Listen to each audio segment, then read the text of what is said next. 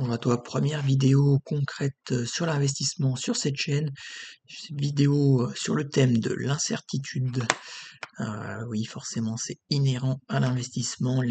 Quand on investit, on navigue dans l'incertitude. On ne sait pas ce qui peut arriver. On peut uniquement faire des hypothèses, on peut faire des conjectures, on peut faire des calculs selon différentes probabilités, etc. Mais on n'est jamais sûr de ce qui va arriver. Tout ça, ça induit pas mal de choses niveau psychologique. Forcément, qui dit risque dit peur.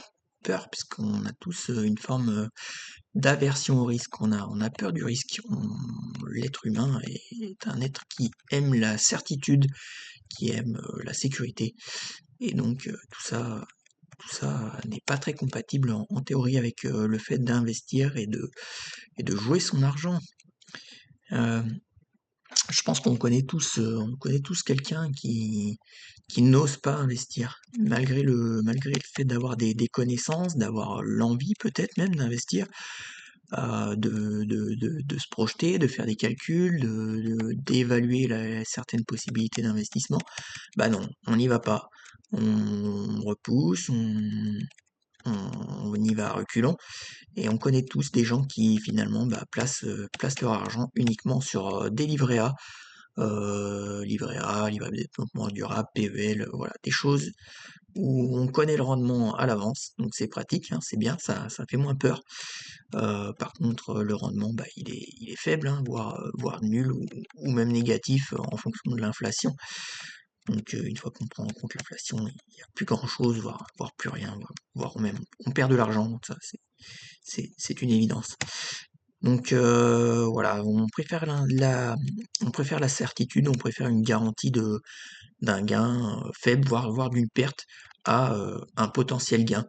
Voilà, souvent, l'être humain, euh, il est un peu obstiné par une chose, c'est minimiser les pertes et non pas maximiser les gains.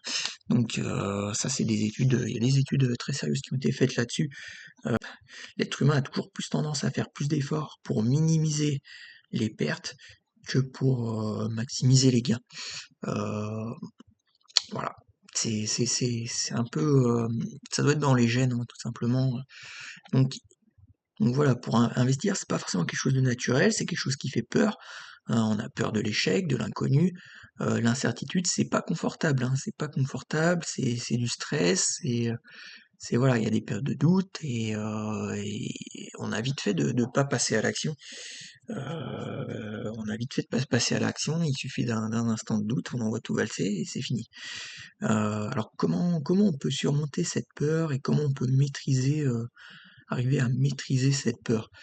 Euh, Derrière cette peur, derrière cette angoisse, il y a un besoin de contrôle. Donc, quelque chose qui peut aider à donner une impression de contrôle malgré l'incertitude, c'est de faire des calculs, c'est de poser les chiffres, c'est de faire une étude rationnelle et probabiliste de la situation. Pour faire simple, concrètement, un investissement immobilier, tu vas mettre d'un côté les dépenses, donc le coût de l'achat, les intérêts du prêt, les assurances, les travaux, les charges de copro. Tu vas peut-être, tu vas peut-être aussi te faire un petit tableau de tous les accidents graves qui pourraient arriver, combien ça pourrait te coûter, la probabilité que ça se passe, etc. Tu vas chercher à te rassurer là-dessus. Et après, d'un autre côté, tu vas mettre tes revenus. Et donc les revenus dans l'immobilier, ça va être principalement les loyers, mais ça peut être aussi d'autres choses, je sais pas, l'installation de panneaux photovoltaïques. Je sais pas, si tu mets un panneau publicitaire, tu peux arriver à faire de l'argent comme la source de revenus principale en immobilier, ça reste les loyers. Voilà, et puis tu peux te dire aussi, peut-être, voilà, un loyer, ça veut dire qu'est-ce qui se passe si le locataire ne paye plus? Donc là, tu peux te dire, je vais mettre en place une assurance impayée, etc. Voilà, je vais avoir un garant, etc. Tu peux mettre en place des choses pour limiter les risques et l'incertitude. Et puis le fait déjà d'avoir tout calculé, d'avoir tout posé, ça peut t'aider à avoir une vision plus rationnelle de la situation et puis te dire que voilà, toutes les peurs qui sont derrière, bah, ma foi, elles sont peut-être pas très rationnelles et qu'il faut arriver à passer outre. Malgré ça, c'est évident, on s'est tous posé, 1000 questions avant de passer à l'action, bien que les chiffres puissent être bons sur le papier. Donc tu vas faire des hypothèses, hem, tu vas calculer une rentabilité, un TRI et cetera. Et puis après, bah, s'ils sont bons, a priori, il y aurait aucun souci à y aller. Mais il y a quand même encore des peurs derrière à faire sauter. Se convaincre soi-même, c'est pas si évident. Connaître la théorie, savoir ce qu'il faut faire, c'est une chose. C'est pas forcément le plus compliqué. Après, derrière, ce qui fait la différence, c'est d'arriver à sauter le pas, faire le grand saut. Une fois qu'on a tout posé sur le papier, il faut y aller. Il faut appuyer sur le bouton, il faut acheter, vendre, enfin, il faut prendre la décision finale et concrétiser la réflexion pour prendre la bonne décision. Et puis après, il faut accepter de se dire que bah, il n'y a pas forcément de réponse parfaite à chaque question. Dans tout investissement, il y a plusieurs décisions. Tu vois, tu peux te dire demain j'investis en bourse. Ok. Alors maintenant, investir en bourse, ça veut tout et rien dire. Qu'est-ce que tu vas faire? Tu vas acheter des ETF, tu vas prendre quelques actions que tu vas piocher au hasard. Bon, imaginons que tu choisisses les ETF. Bon, bah maintenant, tu prends quoi comme ETF? Tu prends un ETF capitalisant, un ETF distribuant. Ok. Tu prends un ETF qui réplique quel indice? Le Monde, le S&P 500, le Nasdaq, des petites capitalisations. Voilà, il y a des ETF aussi sur l'or, sur le Bitcoin, bon, ça, c'est un peu plus marginal, on va dire, mais voilà. Donc, tu as toujours des décisions, des sous-décisions. Dans l'immobilier, bah, qu'est-ce que tu fais? Ouais, je décide d'investir dans l'immobilier, ok. Bon, bah, t'investis dans l'immobilier, tu fais quoi? De la location courte durée, de la location longue durée, ok. Après, tu vas investir en nom propre, en société. Tu vas opter pour quel régime fiscal, etc. Et puis voilà, il y a des milliers de questions en fait qui se posent derrière. Est-ce que ça vaut le coup, par exemple, je sais pas, de rénover ou voilà, dans la rénovation, tu vas mettre l'accent sur quoi? La cuisine, la salle de bain, tu fais tout, tu prends quoi? Tu prends de la qualité, ou tu vas au moins cher, ou tu essayes de faire un peu un entre-deux, que ça puisse tenir dans la durée. Voilà, tu as plein de décisions à prendre. Tu sais jamais ce qui va être la meilleure du premier coup. Voilà, et après, au bout d'un moment, il faut se décider, il faut y aller. Et il faut se dire ok, que c'est ok, que c'est pas, voilà, c'est pas grave. Une fois que tu as pesé le pour et le contre, si t'arrives pas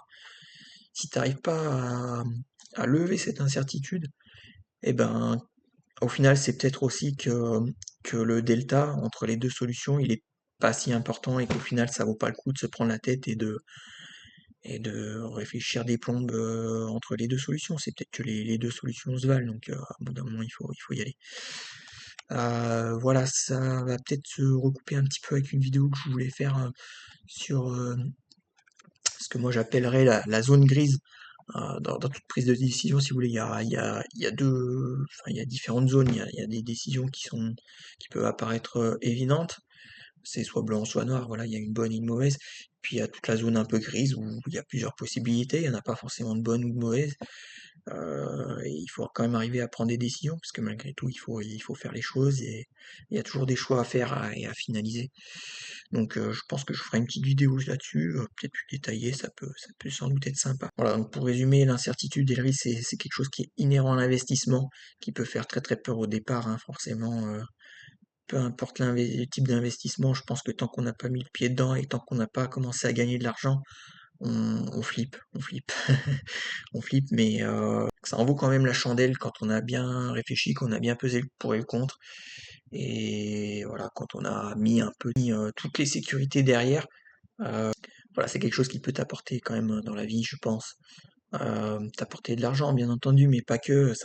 Tu vas apprendre beaucoup de choses, tu vas apprendre beaucoup de choses, tu vas progresser en tant qu'humain aussi. Enfin, je veux dire, quand tu vas voir ton banquier et que t'es comme moi, quelqu'un d'un peu flippé, un peu introverti, tu vas voir le banquier, tu discutes, tu poses les chiffres. Voilà, c'est pas évident. Tu parles de choses